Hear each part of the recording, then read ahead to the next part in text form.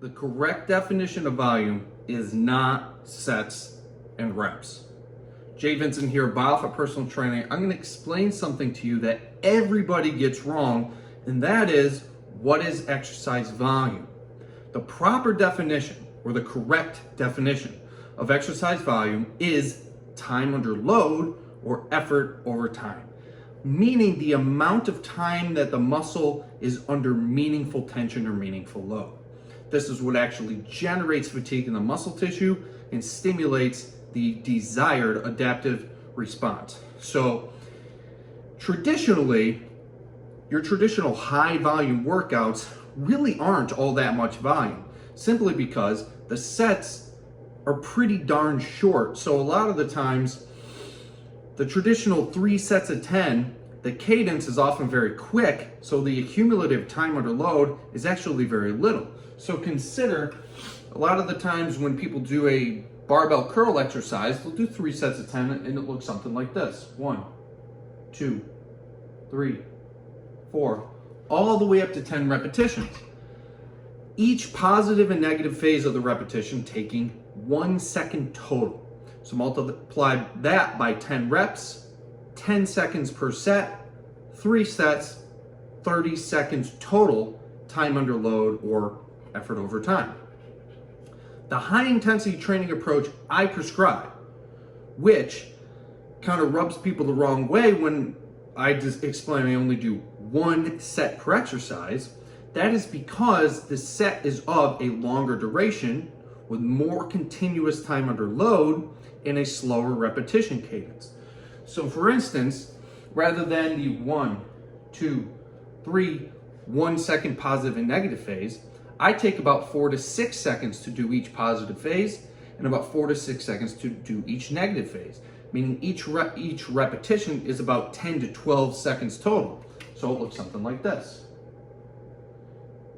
Squeezing at the top, reducing all the momentum so that the muscles are continuously loaded. Now, with each set of exercise, I make sure to maintain continuous tension on the muscle, meaning I'm not setting the weight down and I'm not resting at the top. I will carry this 1 set to failure for about 60 to 90 seconds in 1 set.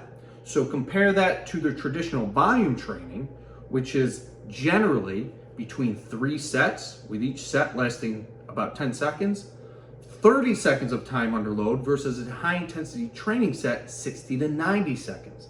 So the 1 set that I perform and I take my clients through is about 2 to 3 times the actual exercise volume of traditional exercise or bodybuilding routines.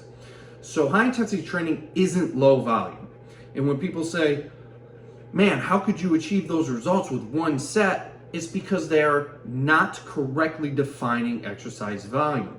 I am generally doing more exercise volume than a traditional bodybuilding workout because of the continuous muscular loading and the extended set duration. High intensity training is not low volume, it is high efficiency. Traditional bodybuilding training is not high volume, it is just simply low efficiency. So this is busting the myth that for some reason 1 set couldn't possibly be enough. And yeah, the way you perform a set, it is not enough. Say for instance, you just did this with 1 second repetitions all the way to 10 and moved on. That's not enough time under load or muscular effort to stimulate the adaptive response.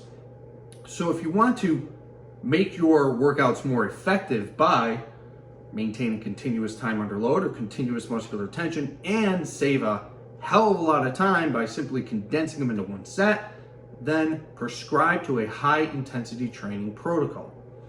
For more information on this kind of stuff, follow my Instagram, J__Vincent, and subscribe to this channel. Hit the bell notification icon so I can debunk a lot of this stuff for you guys so you can stop wasting your time and optimize your results in the gym